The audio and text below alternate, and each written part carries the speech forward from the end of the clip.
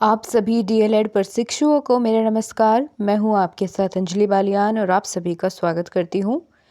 Guys, ये आपकी computer की क्लास है और इस सीरीज़ में हम फॉलो कर रहे हैं राजन सीरीज को, जिसमें कि हम अति लघु प्रश्नों की आज 5वीं आपकी क्लास है। इससे पहले 4 क्लासेस आपकी कंप्यूटर की हो चुकी है, जिनमें हम बहुत ही महत्वपूर्ण प्रश्नों को जाना और अधिकतर उनमें ये पहचाना कि कौन कौन से क्वेश्चन ऐसे हैं जो लगातार हर साल रिपीट हो रहे हैं। और सबसे महत्वपूर्ण बात ये है कि हमने साथ साथ ये भी जाना कि प्रश्नों के उत्तर हमें कॉपी में अपनी एग्जामिनेशन हॉल में कैसे लिखने होते हैं ताकि पूरे अंक मिल पाए। तो इसी सीरीज़ को आगे बढ़ाते हुए आज आपकी कंप्यूटर की 5वीं क्लास है और बहुत ही ध्यान से आपको सभी चीज़ें समझनी है।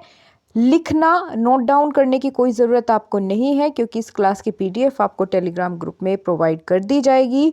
और सबसे ज़रूरी बात ये है कि आपको सिर्फ इस क्लास में ध्यान से सुनना होगा। सुनने भर से आपको ये चीज़ें याद हो जाएगी, ये मेरा आपसे वादा है।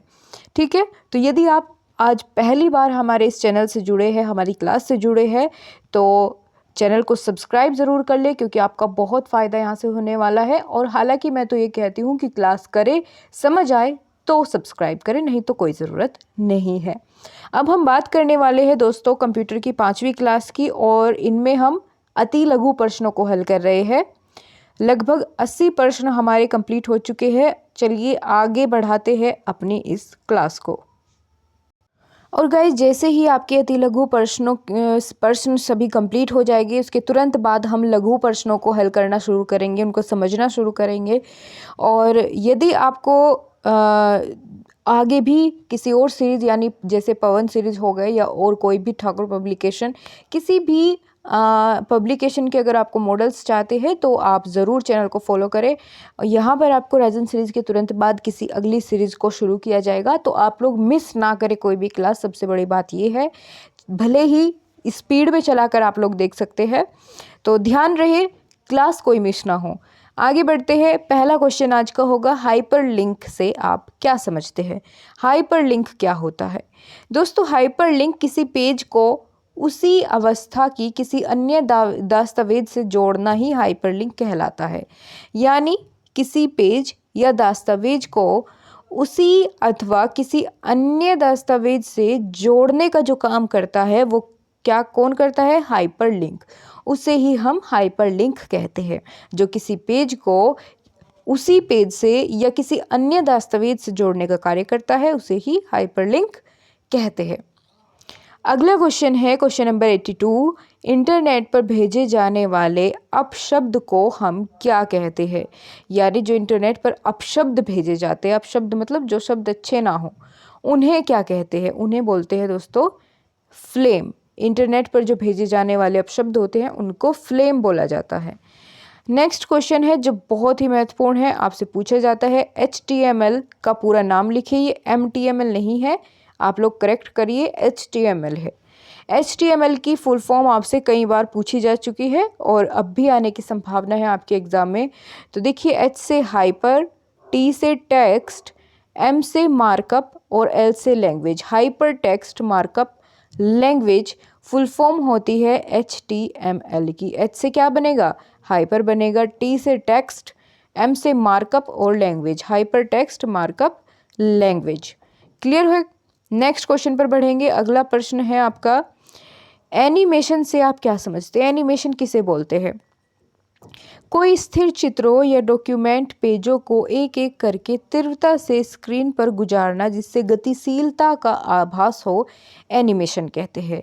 ये कैसे होता है? जैसे आप लोग कार्टून्स देखते हैं तो एनिमेशन ही होता है। उसमें क्या करते हैं कि बहुत सारे चित्र होते हैं और उनको इतनी जल्दी जल्दी से स्क्रीन पर गुजारा जाता है, यानी स्क्रीन से उनको ऐसे उनका फ्लो होता रहता है, तो उससे ऐसा लगता है कि वो चीज़ गति कर रही है। जैसे मान लीजिए एक रैबिट है, कोई कार्टून आप देख रहे हैं, उसमें कोई रैबिट है, तो वो अलग अलग पेजेस पर बना होता है और उनको इतनी जल्दी जल्दी खिसकाया जाता है कि आपको ऐसा लगता है कि वो अभी तो यहाँ था और अब चल के यहाँ आ गया है, फिर यहाँ आ गया है। तो वो कैसे होता है? एनिमेशन उसे ही कहते हैं कि जब किसी डॉक्यूमेंट को एक एक करके, कई सारे डॉक्यूमेंट्स को तीव्रता से स्क्रीन पर गुजारते हैं, जिससे आपको गतिशीलता का आभास होता है, वही एनिमेशन कहलाता है। ठीक है। नेक्स्ट क्वेश्चन है क्वेश्चन नंबर 85, जिसमें पूछा गया है सीडी रोम से आप क्या समझते हैं। सबसे पहले तो आपको सीडी रोम की फुल फॉर्म पता होनी चाहिए, कॉम्पैक्ट डिस्क। ठीक है, सीडी की फुल फॉर्म क्या होगी, कॉम्पैक्ट डिस्क। और रोम की क्या होती है, read only memory, ROM, read only memory, ROM की फुल फॉर्म होती है। ये दोनों पूछी जा सकती है आपसे।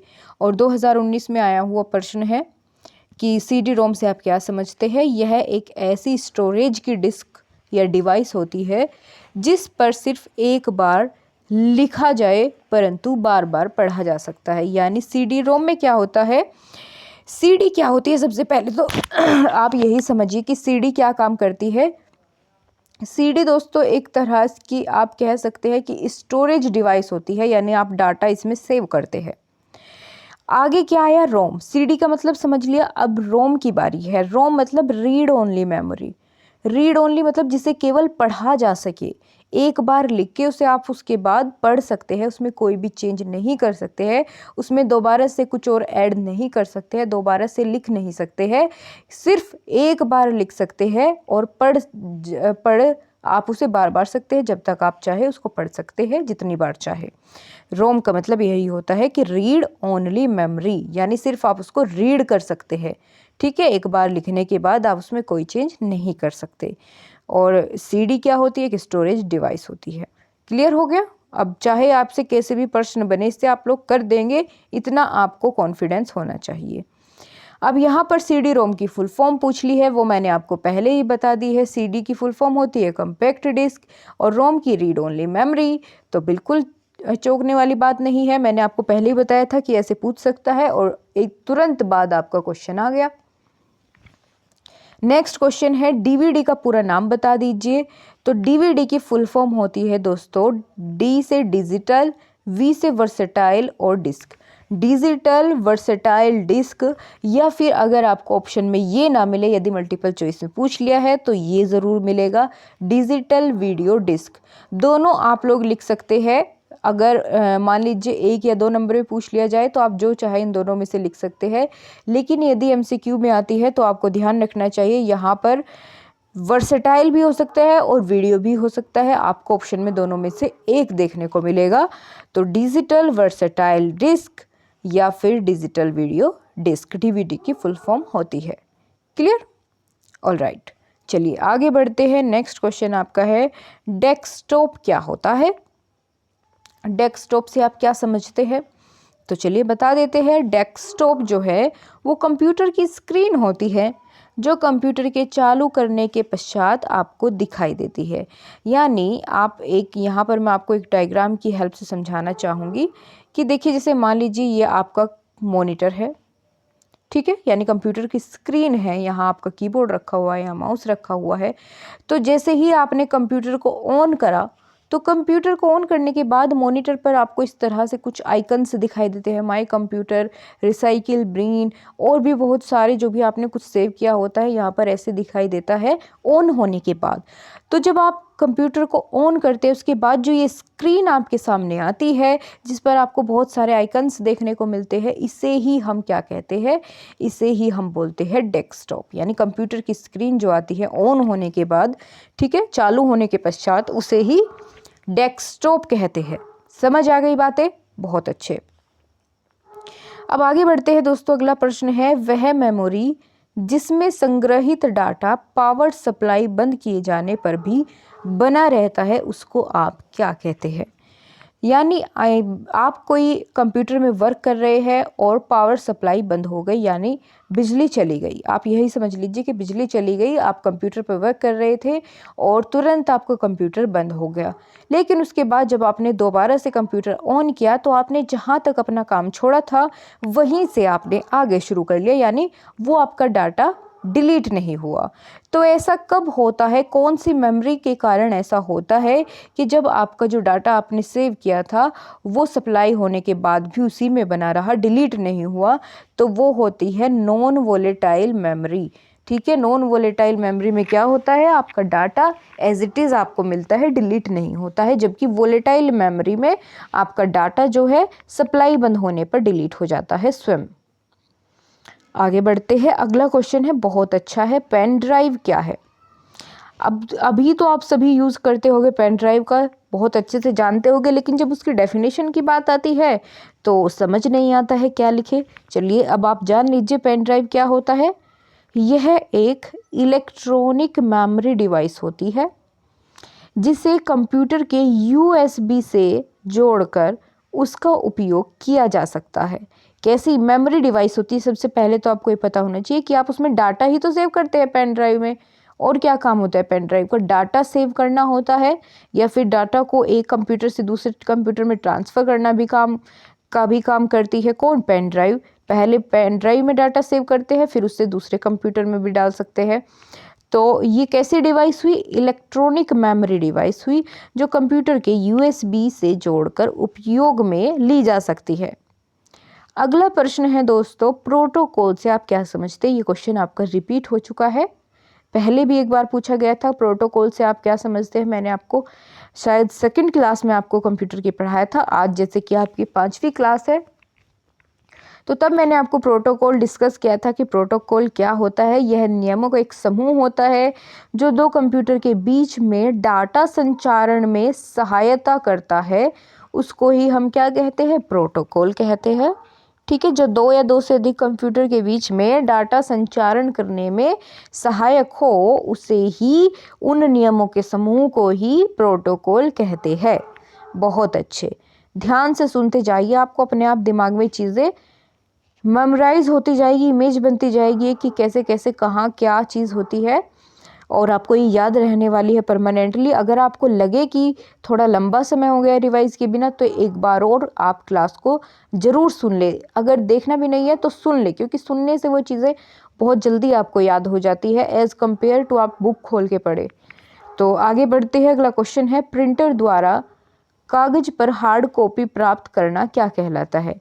जब आप प्रिंटर के द्वारा एक कॉपी लेते हैं, हार्ड कॉपी में प्राप्त करते हैं डाटा को उसको, तो उसको क्या बोलते हैं, उसको बोलते हैं प्रिंट आउट।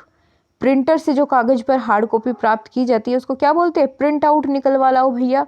ठीक है, ऐसे ही तो बोलते हैं कि भैया प्रिंट आउट निकाल देना। तो प्रिंट आउट क्या होता है, कागज़ की हार्ड कॉपी होती है, उस पर आपका जो डाटा था वो छपा होता है। आगे बढ़े, नेक्स्ट क्वेश्चन है, टेलीफोन लाइन के सहारे डेटा संचारण की व्यवस्था क्या कहलाती है।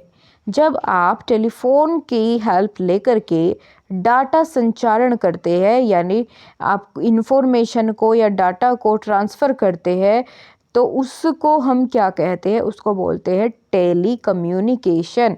टेली मतलब टेलीफोन और कम्युनिकेशन का मतलब होता है संचारण करना। ठीक है, तो क्या बोल देंगे आप, जब टेलीफोन के माध्यम से डाटा का संचारण होता है तो टेली कम्युनिकेशन होता है।